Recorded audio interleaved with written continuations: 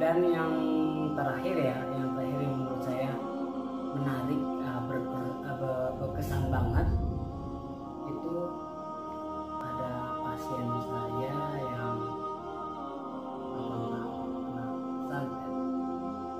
8 tahun.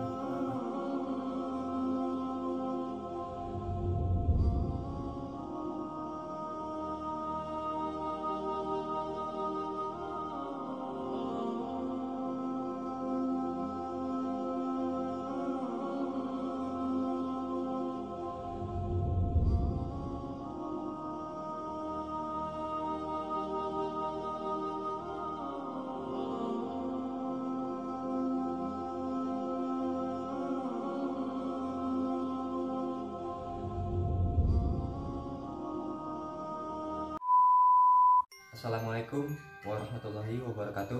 Waalaikumsalam warahmatullahi wabarakatuh. Seperti biasa, Gibahin Gaib kali ini dengan tema yang berbeda, dengan cerita yang berbeda. Hari ini Gibahin Gaib bakal cerita tentang pengalaman-pengalaman paling berkesan dari Kang Satria Langit di dunia supranatural ini. Jadi pengalaman Kang Satria Langit yang paling berkesan banget di otak Kang Satria Langit itu apa sih, Kang? Untuk kapan gitu? Iya, oke. Pengalaman yang kesan,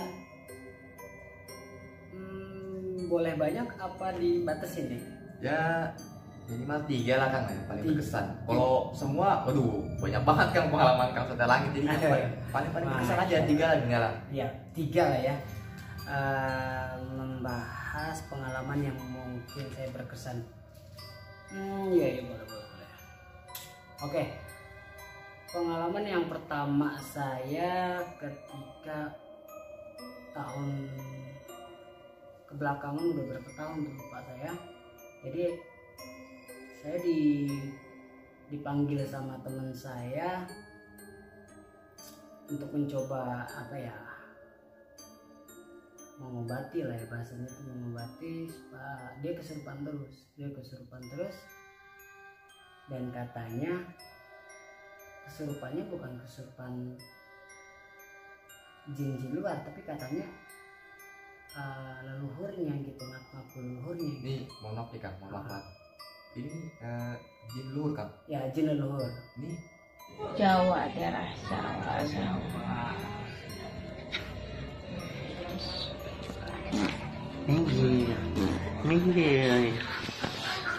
baru pertama kali denger sih, Kang. Iya. Jin leluhur bisa ya kesurupan lah ya sebenarnya. Benar. Karena biasanya kan ya, Kang, yang namanya leluhur kan menjaga gitu ya. Betul. Dan nggak ngebuat, bisa dibilang kan kesurupan buat gaduh. Betul. Badan juga kan sakit, Kang, kesurupan ini. Nah, benar. itu bisa gitu kenapa, Kang? Apakah karena ada faktor-faktor kayak leluhurnya kenapa negatif kah atau segala macam? Bisa juga kan kita berpikir seperti itu, Kang? Betul. Kita mengambil dari yang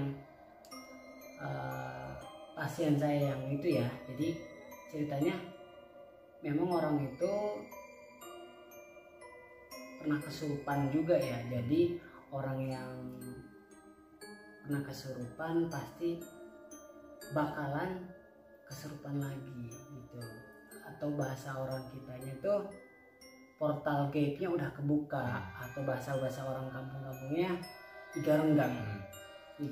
Jadi dia sang leluhur memasuki media orang itu yang pasien saya bukan untuk menyelakai, tapi untuk melindungi, karena ada salah satu makhluk yang ingin mengganggu dia dan mencoba untuk memasuki tubuh pasien itu. Oh, berarti memang dia kesurupan tersebut ya karena memang dia leluhur tersebut masuk ke tubuhnya dikarenakan memang ada jin-jin yang tertarik. Dikarenakan kondisi si pasien tersebut. Pasien itu jadi leluhurnya pun bereaksi, benar. Dan dengan cara apa? Dia menahan supaya itu nggak masuk. Tapi memang menahannya bisa dibilang agak ekstrim lah ya. Agak ekstrim. Jadi sampai benar-benar. Tapi nggak semua, tapi nggak semuanya itu kesurupan loh ya. Jadi orang-orang yang hanya portalnya itu udah kebuka, orangnya igarunggang itu benar-benar udah sering kesurupan gitu. Jadi bukan orang-orang yang awam bisa kesurupan leluhur, enggak.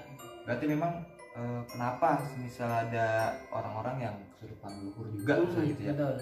Karena kan memang ada juga orang yang punya leluhur Mm-mm.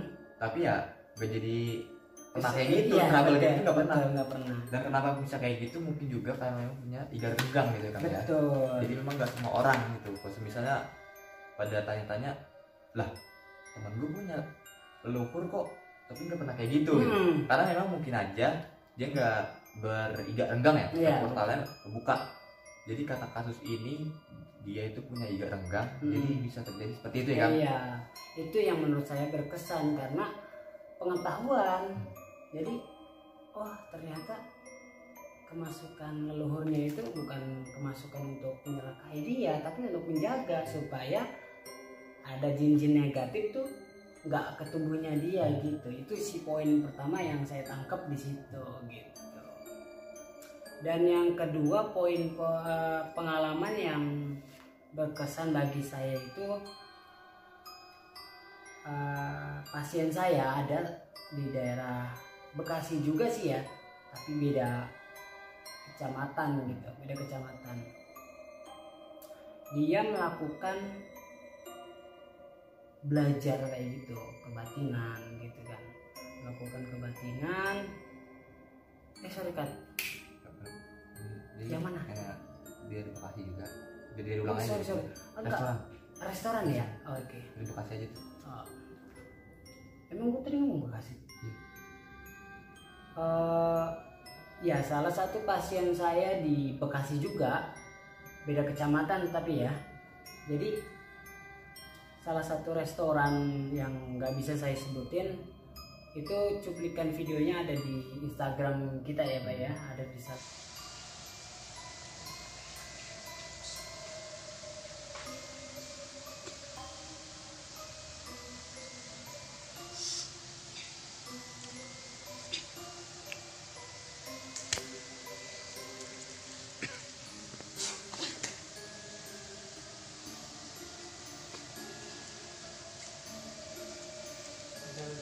tidak bisa mengambil jurus kamu. Saya hilangkan kekuatan kamu. Mau berkomunikasi dengan saya? Apa mau saya bakar? Oh, nanti sebutlah di sini. Kamu yang sering mengganggu karyawan sini ya? Iya. Kenapa? Kenapa? Salah satu Instagram kita. Jadi saya dicoba apa ya? Mencoba ada apa sih di restoran kayak gitu? Kenapa ada trouble yang mungkin Aneh lah ya. aneh gitu. Akhirnya saya dicoba untuk membersihkan di situ dan melakukan untuk minimalisasi gitu. Dan di situ sayangnya saya nggak mengambil gambar yang cukup lama supaya untuk konten itu pun lama gitu. Jadi kita belum pernah punya akun YouTube, Berarti Instagram. sebelum YouTube ini kan? Sebelum, jadi berapa tahun itu udah lama sih, itu udah lama untuk membersihkan kayak gitu. Dan itu pun saya lihat di restoran itu ada saingan gaib. Artinya saingan gaib itu ada lawan yang restoran juga pakai gaib juga gitu untuk ibarat kata jatuhin dia gitu. Berarti memang ya biasa lah. Namanya saingan seperti itu. Tapi kalau untuk restoran seperti itu kan, cara-cara untuk menjatuhkan itu seperti apa sih kan? Salah satu contohnya gitu. Oh, salah satu contohnya ya, maksudnya ini benar-benar dari teman saya, teman saya, anak Bekasi juga usaha. Dia ada usaha pinggir jalan gitu ya, di pinggir jalan. Dia ada temennya yang pengen main ke tempat kerjanya dia, usahanya dia. Usaha itu, tempat dagingnya dia deket jalan, pinggir jalan yang bener-bener mata tuh bisa bener-bener kelihatan, tapi temennya dia yang pengen main ke situ nggak ngeliat apa-apa. Oh berarti ditutupin gitu bang? Ditutupin gitu. Ada hal-hal yang ibarat kata bikin orang tuh nggak lihat gitu. berarti bisa apa ya, bisa dibilang ya secanggih itulah Iya. untuk kayak orang-orang kayak gue gitu ya. Benar. Bisa secanggih itu gitu loh. Betul. Maksudnya di pinggir jalan kan emang kalau mungkin di gang-gang memang agak sulit mencari. Iya. Ini cuma di pinggir jalan yang jelas. Kalau misalnya pun ada pohon, seberapa sih pohonnya? Ya, Gak mungkin kan ketutupan pohon selebat itu kan gak Iya, mungkin. benar. Dan itu orang gak ngeliat berarti bisa sehebat itu ya. gitu Nah, ya. betul. Sebetulnya kalau untuk hal gaib di luar logika sih ya, makanya kan untuk bermain gaib ya logika itu hilangkan gitu. Benar-benar orang itu sampai nelpon di mana. Lah ini saya depan nih, saya lampai tetap gak kelihatan gitu loh. Oh berarti bahkan orang pun gitu ya nggak kelihatan. Jadi bukan cuma sekedar bangunannya. Iya. Dan akhirnya sadar-sadarnya dia nyamperin. Iya. Dia nyamperin ditepuk sama dia, langsung sadar ini tempat saya. Dia kaget. Itu teman saya cerita kayak gitu, real. Maksudnya dia pun minta tolong supaya ini dihilangkan lah, ibarat kata pagar-pagar yang mungkin menutup usahanya dia dihilangkan gitu. Itu cerita udah lama sih, tapi itu yang bikin menarik. Karena kenapa saya bilang itu menarik ya, usaha kayak gitu kan gimana ya, membutuhkan tenaga, usaha, modal yang kuat atau modal yang banyak gitu, dibuat sama hal gaib kayak gitu hancur. Jadi memang kalau untuk usaha sih udah banyak banget ya kan. Kalau orang-orang dengar kayak usaha ini main ini gitu. Ataupun usaha ini bangkrut karena ini gitu. Ya. Tapi gue nggak tahu gitu kalau ternyata bisa seperti itu. Ya. Apa yang ditutup kayak gitu. Benar-benar. Maksudnya di pinggir jalan dan orang tuh nggak melihat. Iya. Bahkan dia dipanggil pun masih tetap nggak tahu gitu. Nggak tahu. Harus gitu. disamperin dan ditepok dulu gitu. Iya, Itu sampai sadar. bener-bener gokil sih menurut gue Kang. Dan yang terakhir yang menurut saya menarik, berkesan banget, itu ada pasien saya yang 8 tahun kena santet. 8 tahun kena santet,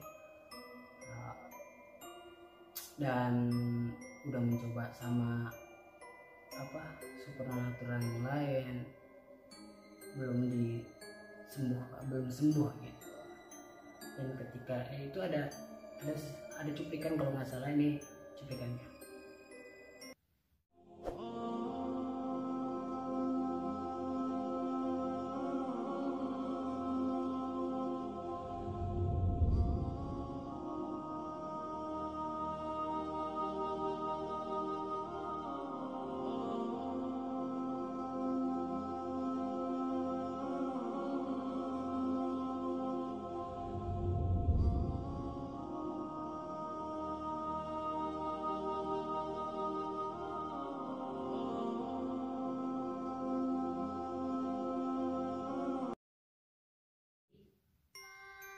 Saya mencoba di situ. Ketika saya datang, dia nggak merasakan sakit. Padahal sebelum saya datang ke situ, dia teriak-teriakan sakit. Saya datang ke situ, sampai ke situ nggak sakit gitu, nggak sakit.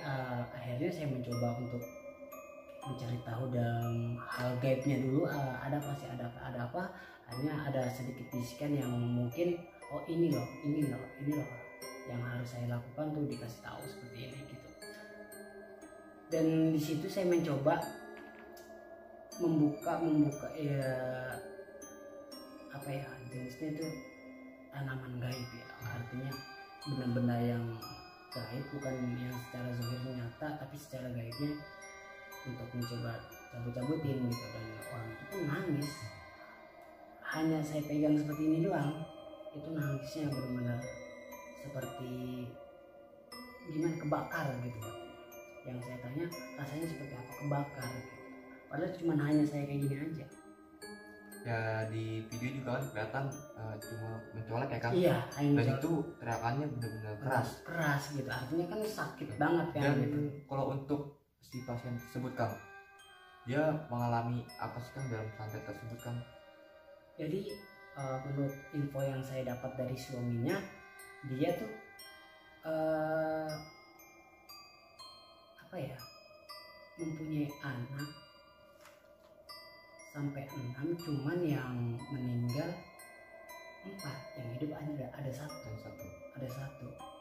Dan sekarang anaknya alhamdulillah udah besar, 4 tahunan lah ya, 4 tahunan. Tetapi orang itu lagi mengandung 4 bulan. Berarti sekarang yang kan ada 6, Iya. 4 meninggal, satu tumbuh besar, Iya. dan yang satu lagi yang ke-6 ini lagi mengandung. Lagi mengandung. Dan Jadi, semoga sih berjalan dengan baik ya. berjalan dengan baik. Itu pun prosesnya 3 kali, nggak cuma sehari. Dan kalau nggak salah ya, itu udah lama sih kejadiannya, jam 12 sampai jam 5 pagi Proses pembersihan pembersihan. Itu Artinya untuk keseluruhan di rumahnya dia. di rumah dia saja. Masih daerah Bekasi, cuman beda kecamatan aja ya gitu. Dari jam 12 malam sampai jam 5. Sampai jam 5 itu benar-benar, dan posisinya saya masuk pagi. Obatnya memang benar-benar dibelain. Untuk, jadi untuk nyawa orang ya kita nggak bisa Menggampangkan ya. betul. Dia mencoba, apa itu namanya, mencoba ibarat kata percaya ke saya, dan saya berdoa sama Allah, ya mudah-mudahan saya sembuh gitu. Alhamdulillah, ini yang menurut saya info dari suaminya juga, dia udah bisa jalan gitu. Alhamdulillah. Alhamdulillahnya gitu. Dan kalau nggak salah Pak I pernah tanya, kenapa sih Kang Satria nggak buka pengobatan aja gitu kan, pernah nanya kayak gitu kan ya. Jadi sebenarnya saya tuh nggak pernah buka pengobatan, baik di Instagram, di YouTube, atau di WhatsApp, atau dimanapun itu sosial media. Saya nggak mau membuka pengobatan gitu. Tapi ketika orang itu membutuhkan, ya bisa langsung DM atau apa gitu. Saya nggak mau ngobrol Pengobatan sekian nggak pernah ya. Ketika orang itu melihat saya, percaya ke saya, ibarat kata dia langsung hubungin saya, ya siapa tahu jodoh, ibarat kata gitu kan, supaya tahu jodoh, dan insya Allah ya sembuh gitu. Tetap untuk segala penyembuhan dalam berbagai penyakit itu sama Gusti Allah. Jadi memang apapun penyakitnya, dan Kang Satria mencoba yang terbaik, Ya betul. dan semuanya segalanya diserahkan Ke ke Allah. Allah Subhanahu wa Ta'ala ya kan. Betul. Apapun ilmu yang kita punya, tetap itu punya ilmu Allah. Betul. Kita hanya mencoba berdoa dan meminta sama Gusti Allah. Tapi sebelum itu Kang, ini sih kan terakhir ya kan. Ya. Tapi ada yang menarik nih Kang. Apa tuh? Tadi Akang bilang kan keguguran. Kenapa bisa terjadi keguguran seperti ini Kang? Apakah mesti gini Kang? Banyak kan orang kasus-kasus wanita yang keguguran ataupun jadinya keguguran.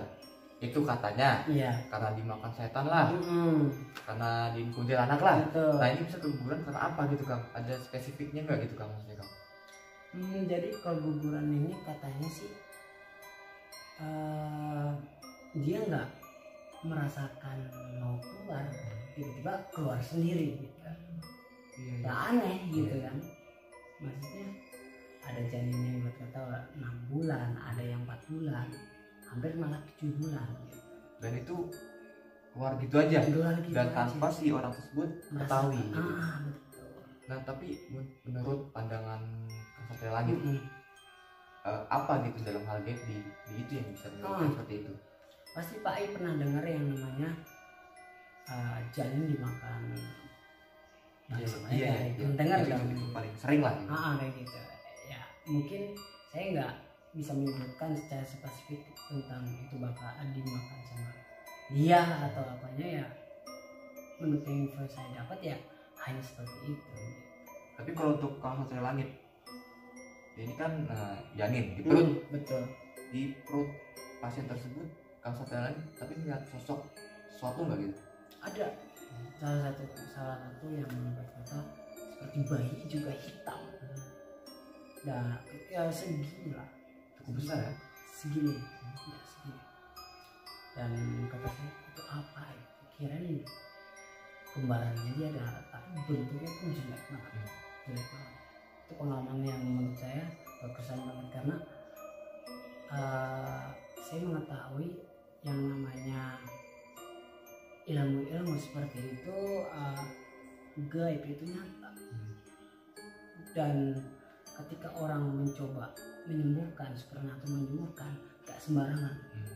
Karena tingkatan jin itu berbeda-beda. Itu Pak I harus tahu gitu. Jadi gak menggampangkan. Jadi makanya ada orang yang kadang sepengetahuan saya Kang, ada orang yang langsung datang sembuh, ada yang 2 hari 3 hari karena memang tingkatannya berbeda-beda gitu Kang. Tingkatannya berbeda-beda gitu. Ya paling gitu ya Kang ya.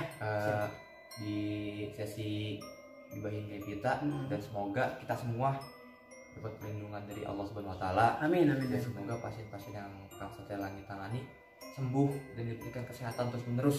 Amin. Dan untuk si anak semoga menjadi anak yang soleh ya Kang. Amin.